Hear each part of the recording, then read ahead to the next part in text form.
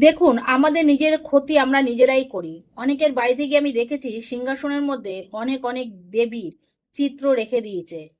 এই ধরনের কাজ করলে কিন্তু আপনার বাড়িরই অকল্যাণ হবে। এমনও মানুষ আছে ডেকে নিয়ে বলে বা তাদের দুঃখের কথা শোনায় যে আমরা অনেক আপদ বিপদের মধ্যে দিয়ে কাটাচ্ছি, আমাদের সংসারে অনেক রকম ঝামেলার মধ্যে যাচ্ছি, চলছি, কিছুতেই সে ঝামেলা কাটিয়ে উঠতে পারছি না, মানসিক শান্তি কিছুতেই পাচ্ছি না।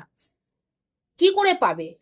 ঠাকুরের সিংহাসনের মধ্যে দেব মানে দেবীদের ছবি, একাধিক দেবীদের ছবি রেখে দিয়েছে বা মূর্তি রেখে দিয়েছে, এবং তারা সব রকম পুজো মন্ত্র পাঠ দ্বারা বাড়িতে কিন্তু নিত্য 30 দিন দিচ্ছে, একদিনও বন্ধ যাচ্ছে না। আর যে যা মন্ত্র বলছে সেই মন্ত্র উচ্চারণ করে করে ভগবানের বা দেবদেবীর পুজো করছে। এই ধরনের কাজ যারা করে তারা জীবনে শান্তি পায় না, মানসিক, সাংসারিক, শারীরিক কোনো দিক দিয়ে কিন্তু শান্তিতে নেই। আপনি একটু খেয়াল করে দেখবেন।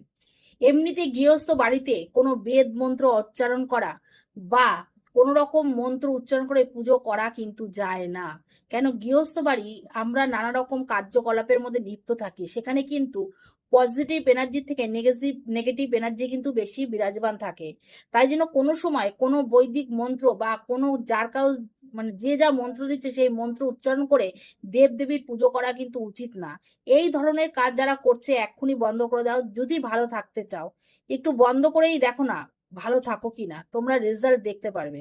আর তোমরা যত বেশি মন্ত্র পাঠ করে দেবদেবী রেখে এই ধরনের পুজো পাঠ করবে, তত কিন্তু দিন দিন মানসিক, শারীরিক, সাংসারিক সব দিক দিয়ে অশান্তির থেকে তোমরা কিন্তু জর্জরিত হয়ে যাবে।